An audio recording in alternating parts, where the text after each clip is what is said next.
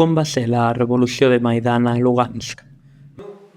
La revolució de Maidan a Lugansk va ser similar a la de Kiev. Hi havia les protestes a favor del Maidan, però també hi havia gent protestant en contra de Maidan.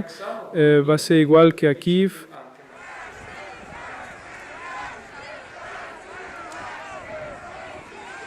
Hi havia aquestes manifestacions contra el Maidan. Aquestes manifestacions eren organitzades de manera informal des de les autoritats locals, com ja he dit, Efremov, Tijanov i tots els seus partidaris. Al cap de l'administració, al cap del govern de la regió, es produïen moments interessants. Per exemple, es reunien els membres del govern local mentre hi havia protestes anti-Maidan i ells prenien decisions al·legant pressions per part dels manifestants. Al mateix temps, el govern local no volia obertament declarar una postura totalment oposada a la del govern central d'Ucraïna. Volien mostrar que estaven forçats a prendre decisions en contra d'Ucraïna i a favor de Rússia per part dels manifestants de l'anti-Maidan. Volien mantenir aquesta mena d'equilibri entre ambdues parts. Durant aquells dies, perquè es deia dins de les autoritats locals, hi havia una quantitat representativa de persones que estaven controlades per Rússia. Aquests no només votaven a favor de les polítiques prorusses o donaven suport als manifestants, sinó que també col·laboraven en extendre la propaganda russa. Deien coses com que aviat Rússia vindrà aquí a Lugansk. Eren coses que es deien. En aquell temps ja hi havia agents russos treballant a l'administració local de Lugansk. Quan va començar a notar la influència russa a Lugansk? La influència russa a Lugansk ha estat des de fa temps, des de fa molt temps. A Lugansk, des de les autoritats, mai hi havia hagut un sentiment de pertinença amb Ucraïna.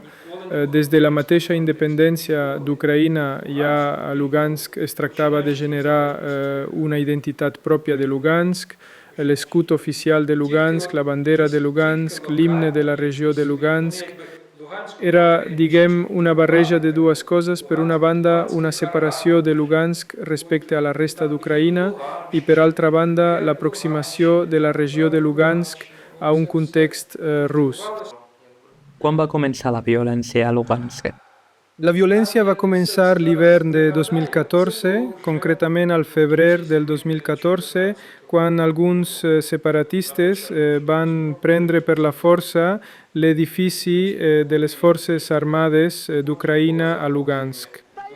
Aquesta violència comença per les protestes anti-Maidan. Durant les protestes van empresonar alguns dels manifestants i llavors els seus companys van escalar la violència fins que van acabar entrant i prenent l'edifici de les forces armades d'Ucraïna. Al mateix temps, les manifestacions pro-ucraïneses també seguien succeint. El 9 de març jo vaig assistir a una d'elles. Es commemorava els 200 anys del poeta ucraïnès Taras Shevchenko. Es celebrava el seu naixement.